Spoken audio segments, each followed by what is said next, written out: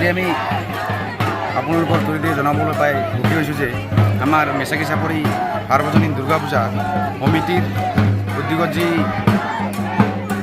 ইতিমধ্যে আমাৰ ৩০টা বছৰ অতিক্ৰম কৰি আমি এই দুৰ্গা পূজা এখন সুচাৰুৰূপে কৰি যাব পাৰি আছোঁ।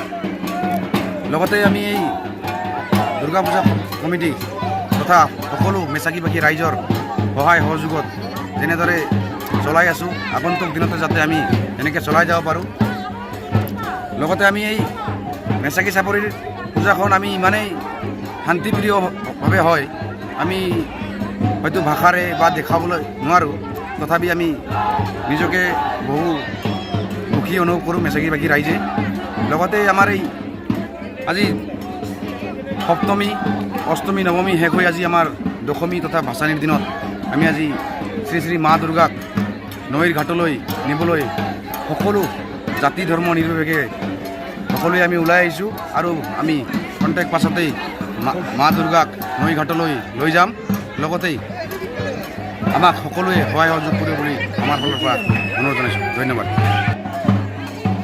মই এইটো ক'ব বিচাৰোঁ যে আমি সচেতন যুৱ হিচাপে ধৰ্মটো আমাৰ পৰম্পৰা যিহেতু পূৰ্বপুৰুষে মানি আহিছে, সেয়েহে আমি এই নীতি আদৰ্শ মানি আমি প্ৰত্যেকে নিজৰ পূজা তিথি এইবোৰ মানি চলিব লাগে। যিহেতু আমাৰ দ্বীপান্তৰ এৰিয়া নালী নৈৰ মাজত বসবাস কৰি আমাৰ মেচাকি চৰ চাপলি এলেকা, আমাৰ গঞা ৰাইজৰ মাজত আমি অলপ হ'লেও আমাৰ ৰাইজে আমাক বা আমাৰ মা দেউতাসকলে আমাৰ সমনীয়াসকলক বা আমাৰ আগৰ যি চাম আছে তেওঁলোকক অলপ শিক্ষিত কৰি আমিও অলপ শিক্ষিত হৈ যেনেধৰণে আগবাঢ়ি গৈছোঁ, যেন আমাৰ নেক্সটত নৱপ্ৰজন্মই আৰু আমাতকৈ উন্নত ধৰণে এই পূজা তিথি বা যিকোনো ৰাজহুৱা অনুষ্ঠানবিলাক আগুৱাই নিব পাৰে। সেয়েহে মোৰ কামনা আৰু আপোনালোকৰ জৰিয়তে সকলো ৰাইজকে আহ্বান জনাইছোঁ, যিহেতু আমাৰ পূজা তিথি বা যিকোনো অনুষ্ঠানবিলাকক সকলোৱে উন্নত ধৰণে নিব পাৰে। ইয়াৰে মোৰ চমু বক্তব্য সামৰণি মাৰিছোঁ। আমাৰ শ্ৰী শ্ৰী মা দুৰ্গাৰ পূজাৰ 3দিনীয়া কাৰ্যসূচী আছিলে। ইতিমধ্যে আমাৰ যিটো লগ বন্ধু ভাই বন্ধু যিকেইটা আমাৰ আই মাতৃ পিতৃ মাতৃ ভাই বন্ধুসকল আছে, সিহঁতৰ আশীৰ্বাদত ভালে ভালে গ'ল 3 দিনটো। আজি আমাৰ শেষ, আজি বিসৰ্জন দিবলৈ গৈ আছোঁ আৰু কৈছোঁ আমাৰ সকলো ৰাইজে এনেকৈ যেনেকৈ গাঁওবাসী এনেকৈ যে সহায় সহযোগ কৰিলে মানে ইয়াতকৈ ভাল হ'ব বুলি মই আৰু আশা ৰাখিছোঁ।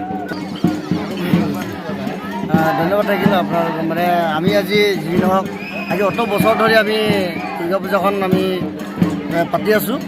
যি নহওক আমাৰ আজি বহুত দুখীয়া কষ্টৰে আমাৰ মেচাকি ৰাইজে আমাৰ গাঁৱৰে ল'ৰা চাম সকলোৱে আমি কালেকশ্যন কৰি বেলেগত আমি নাযাওঁ, ভিন ভিন জেগাত আমাৰ গাঁৱৰ ৰাইজে কালেকশ্যন কৰি আমি পূজাখন পাতি আছোঁ।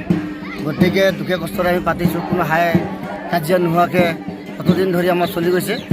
গতিকে আমি এইটোৱে ভাবিছোঁ, আমাৰ এতিয়া ধৰক প্ৰায় কেইবাবছৰ হৈ গ'ল, আমি ভাবোঁ যে আমাৰ নেক্সট চামবোৰ যাতে আগন্তুক মানে ভালে কুশলে এনেকৈ লৈ যাব বুলি আশা ৰাখিছোঁ, যাতে কোনো একো দুৰ্ঘটনা নঘটে, ধুনীয়াকৈ আমাৰ পূজাখন সম্পূৰ্ণভাৱে ভালকৈ চলি যাব বুলি আশা ৰাখি মানে আমাৰ মেচাকি চাপৰি অঞ্চলত 28খন গাঁও আছে। 28খন গাঁৱৰ ভিতৰত এখনে আমাৰ দুৰ্গা পূজা স্থলী।